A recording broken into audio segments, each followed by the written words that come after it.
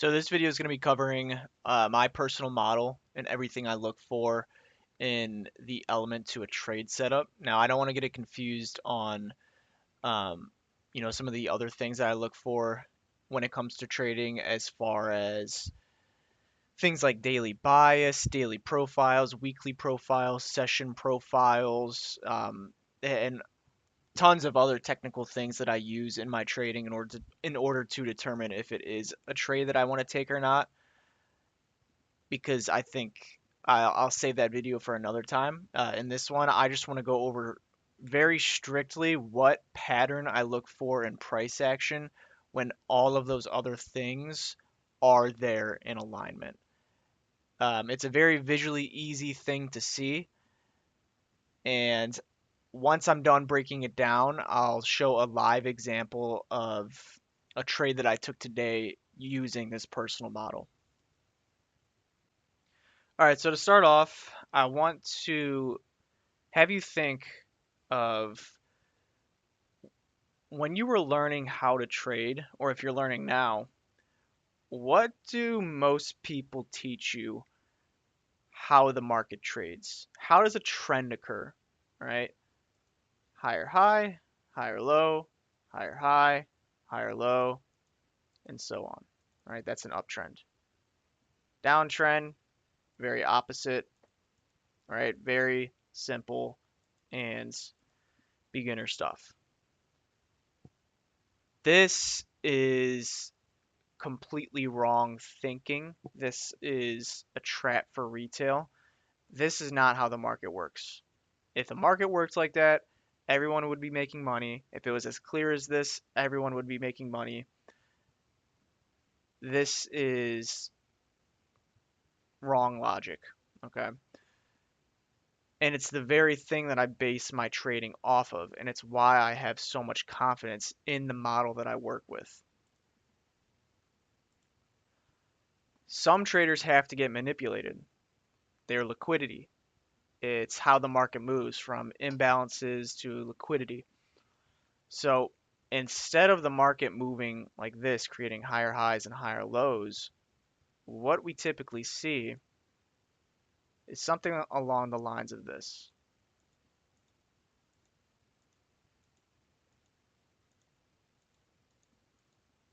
right? It's not just an easy downtrend, higher high, higher low. Highs are getting taken along the way to manipulate traders, right? People who are trailing stop losses, trying to go long on breakouts, any which way they can manipulate traders into thinking one thing or the other, get them fear based, get them leaning into greed. The markets are emotionally driven, and this type of behavior is what sparks those emotions, right? And that's why I base my trading off of this type of structure. Um, but how do you know whether it's going to just take a high like that and keep on moving higher, right? Because trying to sell above old highs is an extremely hard thing to do, and a hard thing to, or it's just uncomfortable, right? I was uncomfortable doing it for a long time, um, and it was just tough, right? It was tough to see price trade above a high and click that sell button, because it goes against everything that you ever were really taught to do. So my model that I want to go over, that was learned through ICT's teaching, is what gives me confidence on doing this very thing. So I'm going to do a complete deep dive into that, and I think by the end of this video you'll have a really good understanding, and your eyes will be able to see how to do this very thing. All right, so to start off, there are really four elements in my model that I require to be there for it to be classified as quote unquote an A plus setup. Or in other words, when I see this in price action, when it's aligned with all of my other technical reasons for it to go one direction or the other, I have the most confidence in my trade whenever I see these things align, meaning I will likely increase my position size and things like that. So the first thing that I need to have is a dealing range. And I went over a dealing range in my last video, but a dealing range is just a range to work with that has taken out liquidity on both sides of the market. And I'm not going to go into detail or show examples of what a dealing range is, but to put it simply, I need an obvious range to work with. Now, if I'm bullish, what I want to see created are four different things. I want an order block, I want liquidity, I want a fair value gap, and I want OTE levels. So these four things are really what drive me to be extremely confident in my trading when they're all there together.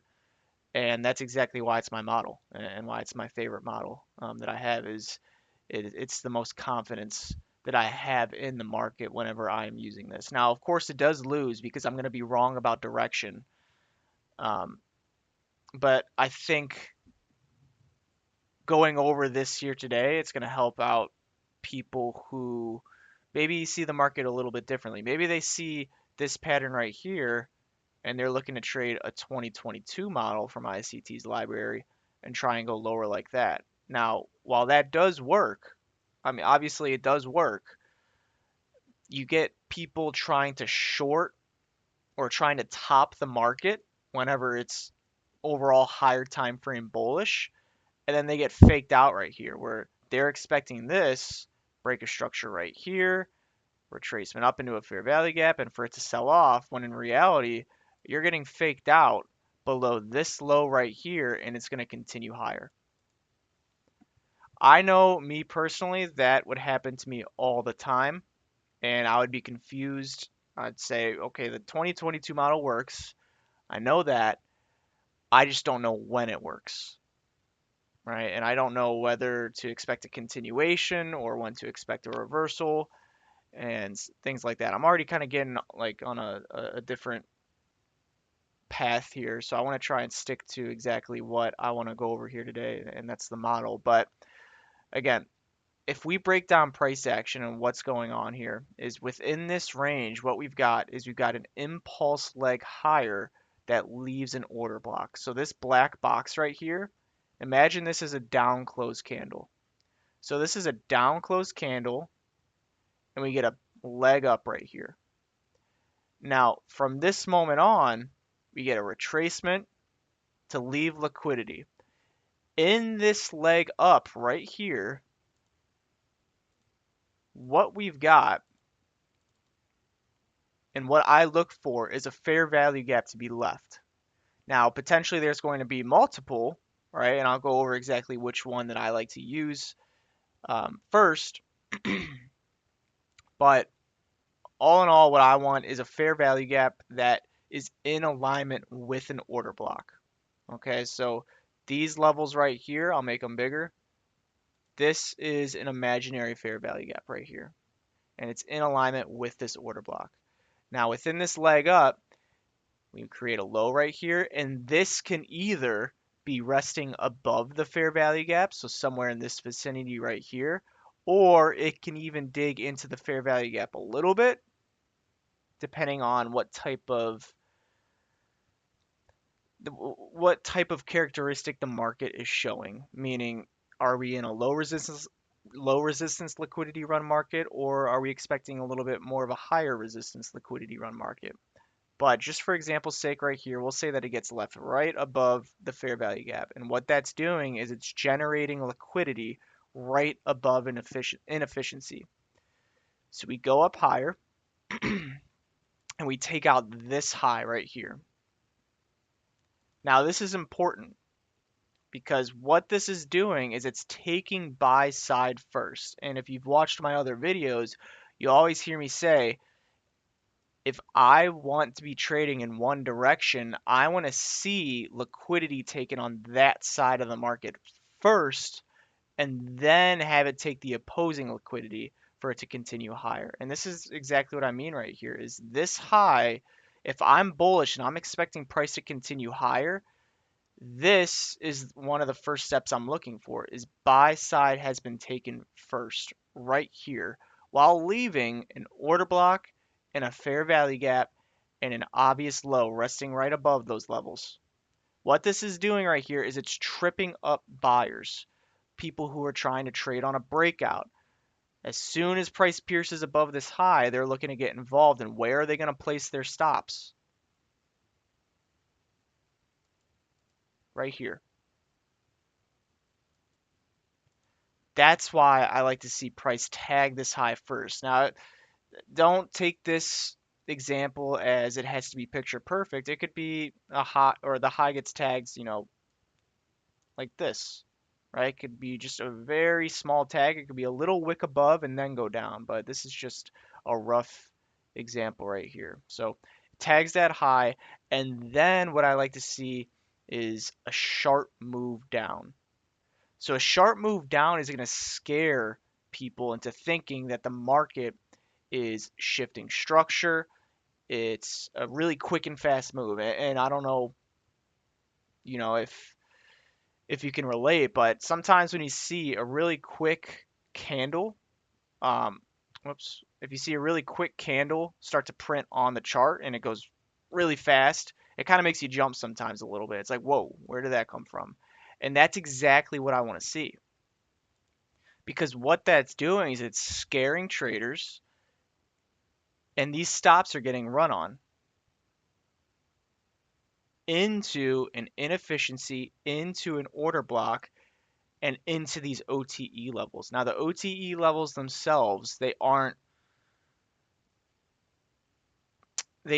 by themselves, they mean nothing, right? So you could go on to any price leg and you can draw a fib and have the 62, the 70, the 705, and the 79% retracement level be there, and it's not going to mean anything if these other things in price are in alignment with it. So these levels are in alignment with this fair value gap, with this order block, and resting right below this low. So this is how I learned to trade proper turtle soups. Is I would always either get in this move right here. Maybe there was a fair value gap. Maybe this fair value gap got tagged right here, right?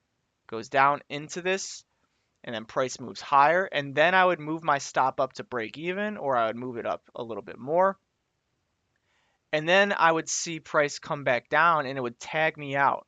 It would either hit me at break even, or my stop would get hit for a small loss. And then I would see it take off without me, and I would get super frustrated and think, why does this keep happening? Why didn't price just take off from this original fair value gap when it went and dug in there? It's because price had it's because of that narrative that I just gave with what retail traders and where stops are being placed and what levels are still able to be met, right? With this order block and with a fair value gap down here and with stops being ran. So that's how I got the confidence in buying turtle soups and trading turtle soups. And so that is really my model right there. It's a very simple idea, but the narrative that goes behind it, it directly attacks what retail is generally thinking with breakout buyers and sellers. And that's why I love it so much. And it gives me a lot of confidence buying below lows now whenever I have things like a fair value gap and an order block and OTE levels and liquidity with it, because you have four different things in alignment. And if you combine that with daily profiles, session profiles, the higher time frames like the daily and the hourly and the 5 minute and the 15 minute, they're all screaming bullishness. You have a reason for price to go higher, targeting some equal highs like above here that are external. This is a really great model, right? And maybe that's something I should have mentioned in the beginning of the video is I need the most important thing for me to have is an understanding of where price is likely to go. And I get that from the higher time frames. My entry time frames are typically on the 1 minute or the 5 minute and sometimes the 15 minute. Very rarely. But I generally like the 1 minute and the 5 minute because it can allow my stop losses to be a little bit smaller, not have to be so many handles. But all in all, where I get my bias is from the weekly, the daily, the hourly, the 15 minute, looking for obvious liquidity pools and inefficiencies, and I combine that with daily, weekly session profiles. But that's not what this video is about. It's about defining, once I actually understand where price is likely to go, how do I get in uh, at a nice discount? Okay, how do I get in where I can be confident getting in and not thinking that I'm chasing price and things like that? So this was a bullish example. I just want to real quick show a bearish example, and it'll actually be covering the trade that I took today as well. All right, so the bearish example should look exactly the same. It's just flipped, but I have a little bit more detail, add a little bit more context to this template right here. So let's walk through it here real quick. Is price down below, there are obvious equal lows. I'm expecting price to go lower. The session profiles is telling me that price should go lower, and in combination with that, we have equal lows right here. So I know that I want to target these lows. I have a bearish bias, and so what ends up happening is I wait for price to move higher. Price moves up into a higher time frame liquidity pool. Maybe it's taking an hourly swing high, a 15-minute swing high, or it's retracing into a 15-minute imbalance, like a 15-minute SIBI or a 15-minute order block. It's going into an hourly order block or an hourly SIBI. So just working with the higher time frame levels in this area right here. And on a 5 minute or a 1 minute time frame, we see an up close or a series of up close candles takes that. We move lower. We establish this low right here, generating liquidity. Price moves higher, fails to reach or just barely reaches into this 1 minute or 5 minute fair value gap, SIBI, and fails to reach this order block right here. So these orders are resting above here still. Price goes down. It takes out sell side first. Sell side liquidity has been engaged. Breakout sellers are now vulnerable. Where do they place their stops? Right above here. And their stops are resting right below an order block, this fair value gap, and these OTE levels. Because now that the range has been created, we want to draw a fib, this range, and we start to see price pull back. We start to draw a fib from that high to that low, the dealing range, and we see that the OTE levels are in alignment with that area. Price goes higher. It's doing four things. It's taking liquidity. It's going into a fair value gap.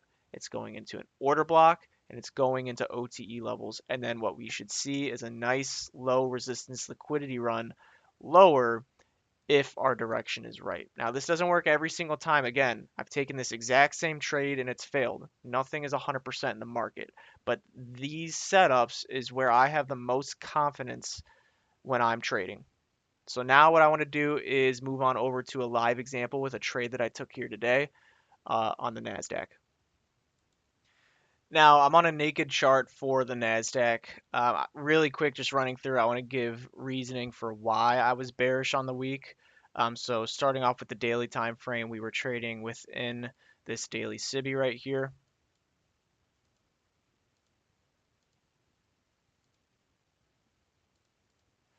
And it is the week of CPI. Today what we did was we went up into that SIBI, went to about the midpoint of it. We also have some other PD array is in alignment with this area right here. We have the midpoint of this wick, which is something that I was looking at, and we have this order block right here. You can see it created the high of the day right here. This is an order block because these are two consecutive up close candles that went into this imbalance right here, and it is in alignment with the fair value gap here as well. So I interpreted that as an order block. So that's daily time frame analysis. So going down to the hourly time frame, we can see the really nice reaction off of those levels. Originally, I actually was bullish going into the day because what I wanted to see was a return into this fair value gap that was resting right above this high right here. So you can see how the model that we just went over, it's not just on the 1 minute and 5 minute time frames, it's universal, right? These things happen on every single time frame, which is why I love it. So I'm not counting out the idea that we can still go above these levels, especially with CPI tomorrow. We ended up not reaching those levels, instead generating more liquidity right there, and we ended up failing to take this high right here. So this high hit that daily order block, which was London, created the high of the day right here. There was SMT, so ES was able to take this high while NQ was not able to. I'm sorry. You can see that right here, SMT. And NASDAQ was the weaker index right here, so we started to sell off. Looking down at the 15-minute time frame, again, something that I wanted to point out was this model is universal. So anytime I'm looking for a direction, when I look for that model. So if I was bullish originally, what I wanted to see was a return into this fair value gap right here, was in alignment with this order block right here, and OTE levels were in close proximity right there. So I wanted to see this low right here get swept. This one right here. After equal highs getting generated right here, I wanted to see this swept and then a move up from here to take those equal highs into that hourly imbalance and above that liquidity. But what ended up happening, I actually took a loss right here trying to go long on the lower time frames after I saw that sweep right there. But this gives really good insight because once we actually got this close below, now I can target some resting liquidity that's in close proximity, like something right here. And now it takes my eyes to these equal lows right here. And it doesn't have to hit those, right? But I just know that price is likely drawing there, so it gives me a sense of what direction to trade. Again, I still believe that these highs are too smooth up here, but at the time when I was trading these and what I was seeing in price action, that's what I wanted to see is lower prices. So what I actually want to do is back this up a second so we can see what I was looking at. Um, Again, using my higher time frames with my lower time frames, that pattern that I showed you that I use for my entry, which is my model, what I want to see, and what I mentioned, is I want to see that happen after we take a higher time frame level of liquidity or reach a higher time frame imbalance. What we have right here on the 15-minute time frame, and what I have on I have two separate screens. And on one screen, I have the hourly and the 5-minute time frame next to each other, and on the other screen, I have the 15-minute and the 1-minute time frame sitting next to each other. And I use them in confluence with each other to see them all at the same time because those are my um, the time frames that I prioritize after I get my buys from the weekly and the daily. So at the time right here, what I was seeing was these equal lows here are too smooth. We just traded below this imbalance on a closing basis that I was looking to go long from. Longs got invalidated at this time, took a small loss there, and then we had this displacement right here. So what we have is this 15-minute SIBI. I'm interpreting this as an inversion fair value gap, so I'm going to label it orange. And I was looking at this 15-minute swing wick right here, the midpoint of that. So I'll mark that out right here. So now I have a higher time frame being the 15-minute area of interest right here. If I go down to the 1-minute time frame, now we can see the model appear right here. Okay. So remember, the first thing I'm looking for is a dealing range. And if we look at this, I'm actually going to clear this off the screen just so it's a little bit easier to see. But a dealing range is a range that takes a high. If we're looking for a bearish dealing range, it needs to take a high and then it needs to take a low. So if we look at this range, what the price that we see on the screen right here, take a second and think to yourself, what looks like the proper dealing range? What I was looking at right here was we took this high and this high and then had obvious movement lower being a sell program. Right here, the low was created, and I'll label this as dealing range low, and I'll label this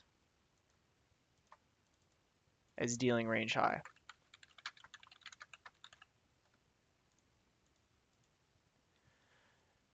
And we have our 15-minute SIBI right here. Remember, this is this area, okay? Now, from this high to this low, within this range right here, within this leg of price, I can actually refine my dealing range to the most recent area of displacement. And where that is, in my eyes, is this high right here to this low. And the reason for that is you could have used this one up here, but I didn't want to use that one because the most recent leg was this to here because it just took out this low right here. Okay, so this one was also in alignment with that 15-minute imbalance right here.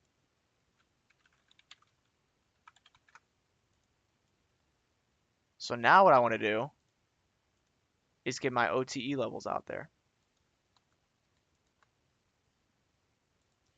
And at this point, you should be seeing it, what I just went over. This looks exactly like the bearish model that I just showed.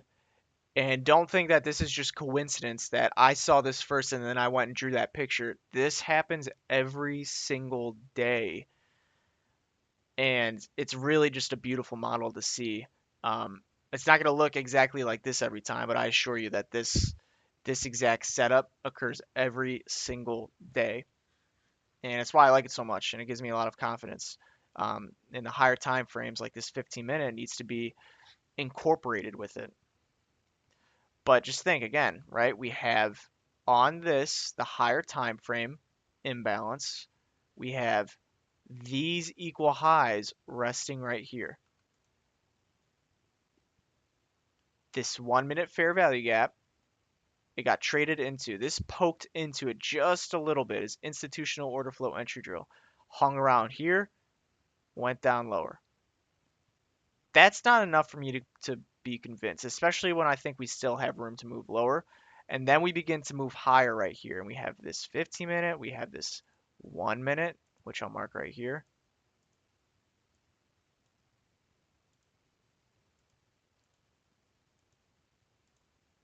We have these equal highs right here, and we have this order block right here. So again, 4 things. And what I'm doing at this point is I'm just waiting for price to trade above these highs where I'm going to go short. That's my turtle soup entry right there. It's waiting, I'm waiting, and on that big up close candle, that's enticing traders who are looking to buy a breakout above these highs, that there's a shift in structure, there's a market structure shift or whatever. It's starting to move higher. Buyers are present. Wrong. It's taking liquidity into imbalances, into OTE with the 1-minute order block right there. And we have our higher time frame also screaming at us that price should continue lower as well. So all of these things here, what I ended up doing was I went short, high or a stop loss above this high right here, and my target was below these lows right here. Now, of course, I don't want to just show you something and say that's what I did and have you trust me. I want to actually show you the entries right here. Is price sweeping these highs into here, the fair value gap into my OTE levels, sold short at 869.5. That is right here. Price went lower, took out this high right here one more time, and then finally had that displacement lower. Went up, reclaimed this fair value gap, and then went lower finally right here. Now, you can see that I went short 5 micros, and I took off some profit right here. And the reason I did that was for two things, is this fair value gap right here. And if we take a look at the time, it was noon. So we're in the lunch hour. And at this point, price had only been going lower for the day, right? It was one-sided direction. And typically what you can see is if that's the case, the lunch hour will give you some type of retracement. Um, so I was a little bit skeptical on if price would go all the way down here because although the technicals were great, the session profile, it was a little bit contradictory. So that's why I took off pretty much almost the entire position size right here. I took off 4 contracts, then went break even, went up, almost stopped me out at break even, but then went lower and my final TP got hit right there. Now, if you made it to this part of the video, I want to throw in a little extra for you is um, if you've been following along with the 2025 mentorship on ICT's YouTube channel, he recently just dropped some information about the midnight opening range, and I believe it applies to the opening range from 9:30 to 10 o'clock as well, and that's how I've been using it. So there was more reasoning as to why I thought price could continue lower. As far as instead of just drawing towards those equal lows that I mentioned right down here, I knew for the day it didn't exactly have to get there, but I thought that we could dig down a little bit farther for the day um, to create the daily low. And I'll tell you the reason why I thought that is if we go to 9:30 to 10 o'clock right here, this is your opening range. Now, if we take a fib from the highest high and the lowest low within that range and mark out the 0.5 and the 1, both negative, what this can do is it can give you a rough estimate of the daily high and the daily low. If you do this during the midnight opening range, it can give you the daily high or the daily low for overnight session, right? Including the overnight session, so that can help you get like London high or London low projections. What I believe that doing this during the opening range is it can give you the high or low of the day during the real-time trading hour sessions, or what would be opposite of London. So if we're expecting London to create the high of the day, then this could give you projections for the low of the day. Now, I just put on those measurements right there, and if we go down, that rested right below my area of liquidity right here. Goes down, hits that, and the rejection away from it is pretty awesome to see. And if you also take a look real quick, what does this look like?